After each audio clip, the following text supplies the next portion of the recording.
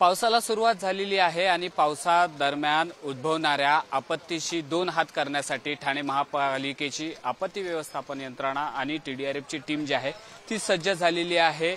पावसामुळे उद्भवणाऱ्या मोठमोठ्या दुर्घटनांशी तीन हात करण्यासाठी ही सगळी यंत्रणा जी आहे ती सज्ज झालेली आहे आणि ज्या काही साहित्य या संपूर्ण घटनेच्या दरम्यान लागतात त्याची तपासणी जी आहे ती आता TDRFची टीम जी आहे ती करताना पाहायला मिळतात। ही समोर असलेली TDRFची टीम आहे, ज्या टीमनी संपूर्ण देशभरात आपलं नाव जे आहे ते गाजवलेलं आहे। NDRFच्या धर्तीवरती TDRFच्या टीमची निर्मिती केली होती आणि याच टीमनी उत्कृष्ट कामगिरी देखील बजावलेली आहे। मग पावसाळ्या दरम्यानची महालक्ष्मी एक्सप्रेसची दुर्घटना असेल, पूर परिस्थिती असेल, त्याचबरोबर इशालवाडीची दुर्घटना असेल, अशा मोठमोठ्या दुर्घटनेमध्ये ह्या TDRFची टीमने जी आहे ती मोठी कामगिरी बजावलेली आहे। अनेक जणांचे प्राण वाचवण्याचं काम जे आहे त्या TDRFच्या टीमनी केल्यामुळे संपूर्ण देशामध्ये ह्या TDRFचं टीमचं जे आहे ते कौतुक जे आहे ते होत असलेलं आपल्याला पाहायला मिळते। यंदा देखील ही TDRFची टीम देखील सज्ज झालेली आहे। आपण त्यांच्याकडनं जाणून घेऊ। आपल्यासोबत या टीमचे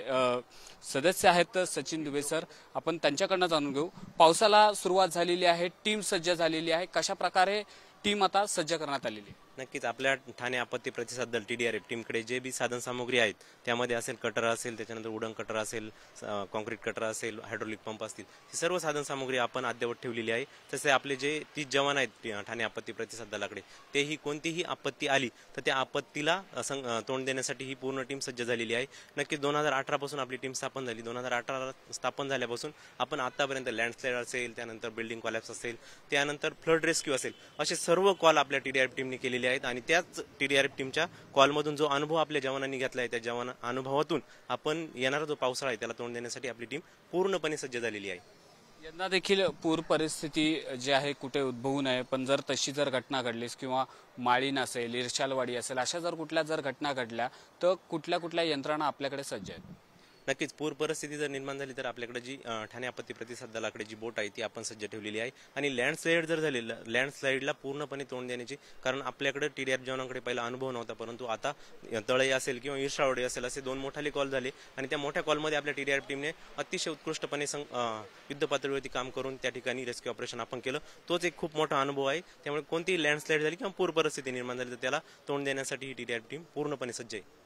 जर आपण पाहिलं तर NDRFची टीम मोठ्या प्रमाणात आहे आणि त्याच पार्श्वभूमीवर ठाणे महानगरपालिकेची ही TDRFची टीम तिने काही म्हणजे वर्षांतच मोठं नाव लौकिक केलेलं आहे, अनेकदा कौतुक देखील झालेलं, संपूर्ण देशभर या टीमने काम केलेलं आहे। यंदा देखील यंत्रणा सज्ज आहे, मुख्यमंत्र्यांकडून देखील वारंवार आपलं कौतुक केलं गेलं आहे। नक्कीच माननीय मुख्यमंत्री साहेबांनी जेव्हा आपल्याला SDRFचे 3 जवान आपले अकोलेच्या नदीपात्रात जेव्हा बुडाले तर ते बुडाल्यानंतर आपल्या मुख्यमंत्र्यांनी सांगितलं की TDRFची टीम जे आपल्या ठाणे महानगरपालिकेची आहे तर त्यांना तात्काळ त्या ठिकाणी पाठवा। त्या ठिकाणी आपली TDRFची टीम जाऊन त्या ठिकाणी जे 6 लोक गेलेले होते त्यांना यशस्वीपणे आपण त्या ठिकाणी पूर्ण नदीमध्ये आपण रेस्क्यू त्या ठिकाणी केलेलं आहे। त्याचप्रमाणे ठाणे महानगरपालिकेचा आपत्ती विभाग असेल किंवा त्यांचं कंट्रोल रूम सांभाळणारे अधिकारी तडवी सर आपल्यासोबत, आपण त्यांच्याकडनं जाणून घेऊ। महापालिका प्रशासन आणि त्यांची टीम कशा प्रकारे सज्ज झाली? येणाऱ्या मान्सून कालावधीमध्ये ठाणे महापालिका पूर्णपणे सक्षमपणे कार्यरत आहेत। माननीय आयुक्त साहेब सौरभ राव सर, माननीय अतिरिक्त आयुक्त प्रशांत रोडे सर आणि माननीय उपायुक्त गोदापुरे सर, आपत्ती व्यवस्थापन विभाग आणि मी वरिष्ठांच्या मार्गदर्शनाखाली TDRFची टीम आणि आपत्ती व्यवस्थापन विभागाची टीम पूर्णपणे सक्षमपणे आहेत ठाणे शहराच्या मदतीसाठी। आणि माननीय आयुक्त साहेबांच्या संकल्पनेनुसार प्रत्येक प्रभाग समितीमध्ये जिथे सखल भाग आहे त्या ठिकाणी एक वेगळी पथक निर्माण केलेले आहेत आणि त्यांना यंत्रसामुग्री पुरवण्यात आलेली आहेत। तसेच आपले TDRFची 3 टीम तयार करून त्यांना सखल भागाच्या ठिकाणी, पूर परिस्थितीच्या ठिकाणी, वेगवेगळ्या ठिकाणी त्यांना पाठवण्यात येईल।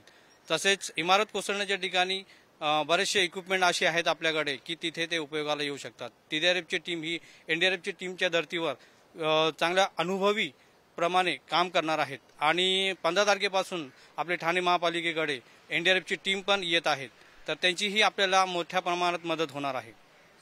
पाऊस जर मुसळधार सतत जर पडला तर ठाण्यामधले असे बरेच सखोल भाग आहेत, त्या ठिकाणी पाणी साचण्याच्या घटना ज्या आहेत त्या वारंवार घडतात, त्यात मग घरात घुसण्याच्या पाणी साचण्याच्या घटना देखील घडतात। त्यामध्ये बचाव करण्यासाठी कार्यासाठी महापालिकाचं जे आपत्ती विभाग आहे ते कसं सज्ज आहे? आपल्या प्रत्येक प्रभाग समितीमध्ये आपण अतिरिक्त मनुष्यबळ उपस्थित केलेले आहेत.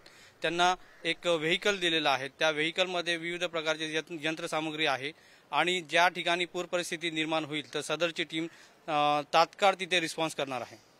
कंट्रोल रूम देखील अतिशय महत्वाचे. त्या कंट्रोल रूमची कशी या संपूर्ण घटनांकडे नजर असेल? आपल्या कंट्रोल रूममध्ये 13 हॉटलाईन आहेत, 10 लँडलाईन आहेत, 2-3 मोबाईल आहेत. त्या ठिकाणी सतत येणाऱ्या तक्रारीची नोंद घेतली जाते आणि तात्काळ तिथे रिस्पॉन्स केला जातो. आपली आरडीएमसीची टीम अतिरिक्त म्हणून तिथे ठेवण्यात आलेली आहे, तर तीही टीम तात्काळ त्या ठिकाणी पाठवण्यात येते. इमर्जन्सीमध्ये जर नागरिकांना जर आपली मदत लागत असेल तर काय यंत्रणा सज्ज ठेवण्यात आली? नागरिकांना काय अशा प्रकारचं आव्हान असेल? नागरिकांना हेच आव्हान आहे की अतिवृष्टी जेव्हाही असेल तेव्हा कृपया करून घराच्या बाहेर पडू नये आणि जेव्हाही कधी मदत लागेल तर आरडीएमसी 24/7 सतत रेडी आहे आपल्या मदतीसाठी. हवामान खात्याने वर्तवलेल्या अंदाजानुसार यंदा पाऊस जो आहे तो मोठा आहे आणि सतत पडणार आहे. त्यामुळे मुसळधार जर पाऊस पडला आणि कुठलीही आपत्ती काळातली जर गरज लागली तर ही महानगरपालिकेची एनडीआरएफची टीम आणि ठाणे महानगरपालिकेचा आपत्ती विभाग जे आहे ते सज्ज झालेलं पाहायला मिळत आहे. कॅमेरामन संदीप भारतीसह निकेश शार्दूल, पुढारी न्यूज, ठाणे.